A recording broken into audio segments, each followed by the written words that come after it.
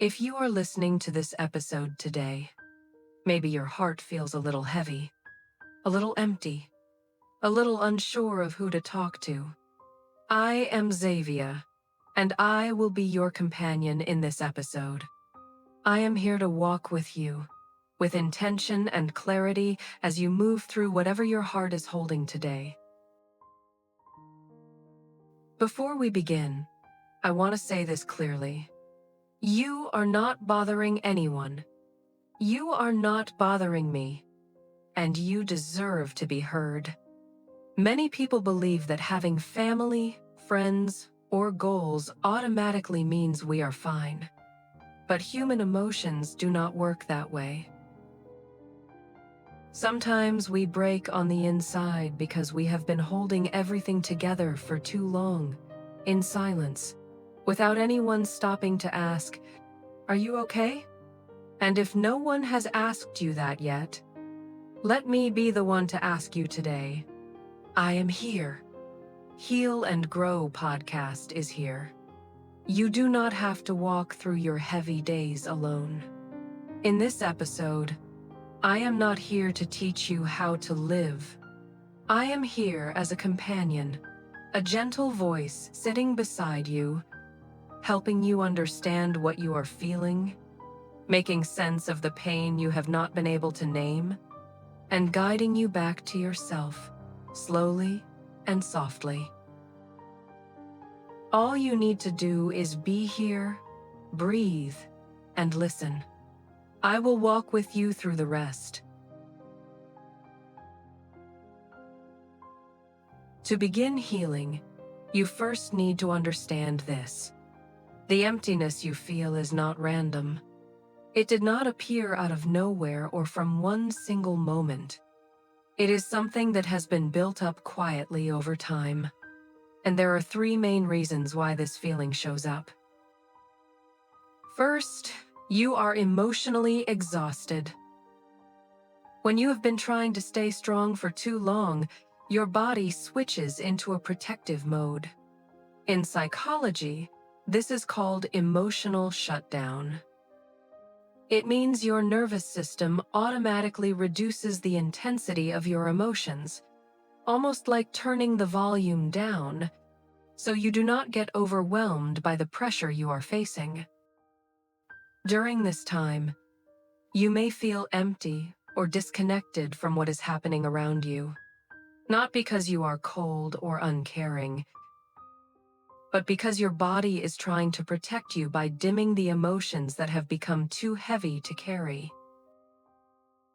Second, you are lacking connection.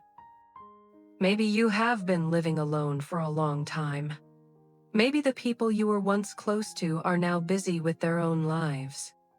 Or maybe you simply no longer have anyone you can truly open up to. As these connections fade, the feeling of belonging also fades. And emptiness is one of the ways your body responds when it does not feel seen, heard, or supported. Humans are wired for connection. When it disappears, emptiness takes its place. Finally, you are not allowed to be yourself. Perhaps for a long time, you have been living according to the expectations of others, especially your family.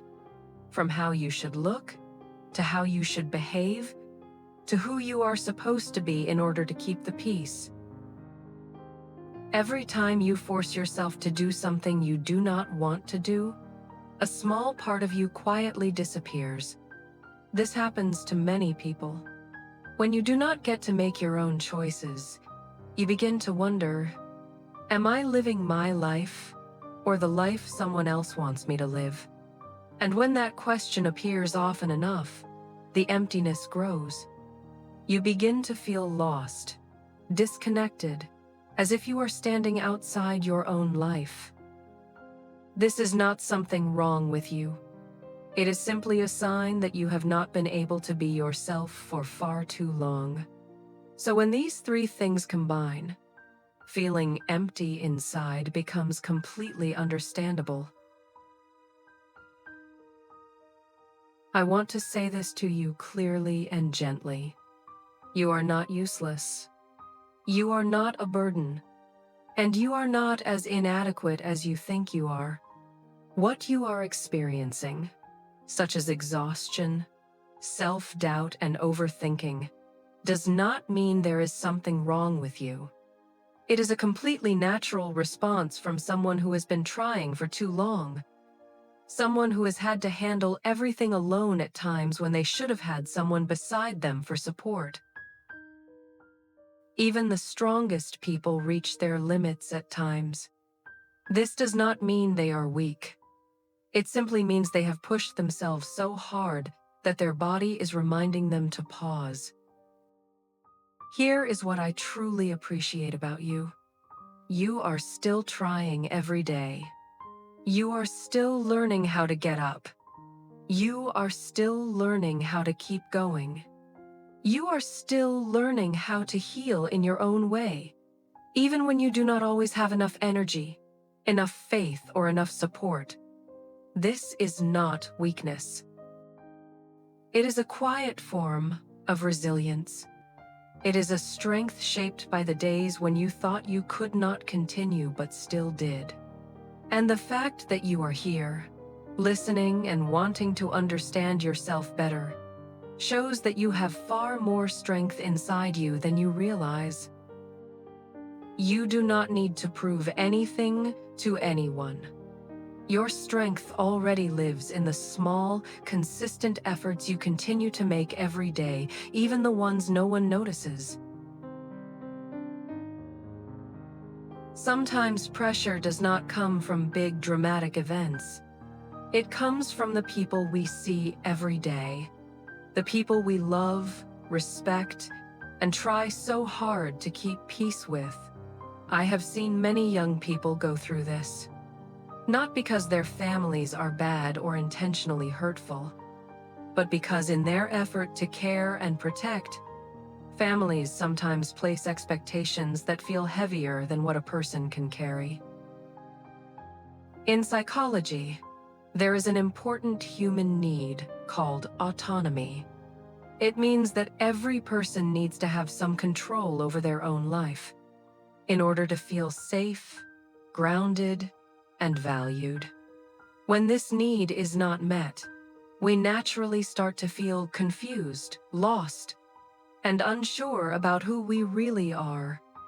Small comments like, "You should do this," or "You should be that," may seem harmless, but when they are repeated every day, they can make someone shrink themselves, stay quiet about what they truly want, and slowly lose the sense that this is their own life to live. This does not make you weak. It does not mean you do not love or appreciate your family. It simply means you are human, and your emotional boundaries deserve to be respected. No matter what situation you are in right now, I want you to remember this.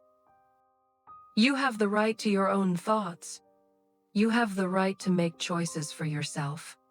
And you have the right to live in a way that reflects your true self, with kindness, respect, and without harming anyone.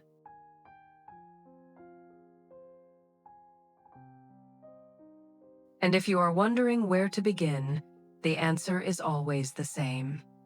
Start with the smallest step. You do not need to change your entire life at once. You only need to choose one action that helps you take back a sense of control. It can be an honest conversation, a small boundary, or one gentle step toward what you believe is right. Strength does not come from dramatic breakthroughs. It comes from the quiet choices you repeat every day. These small actions slowly build a steadier, stronger version of you. No matter how many empty days you have lived through, or how many mornings felt heavy, I want you to remember this. Emptiness is not the end. It is simply a chapter that gives you the space to return to yourself. Your life is not defined by this moment. It is opening a path for you to slowly discover what you want, what you need, and who you are becoming. You deserve a future where you feel safe, supported, and truly connected. And I believe you will move out of this emptiness, not because of luck, but because you are beginning to choose yourself again. You can move slowly. You can start small. Every small choice you make is already guiding you forward, toward a fuller and clearer version of who you truly are. Before we end this episode, I want you to remember one thing. You are doing your best, even on the days that feel heavy, and I am proud of you for choosing yourself today. If you ever need a gentle space to breathe, you can always come back to the Heal and Grow podcast. There are many episodes here to help you slow down, reset your energy, and feel a little lighter before the day ends.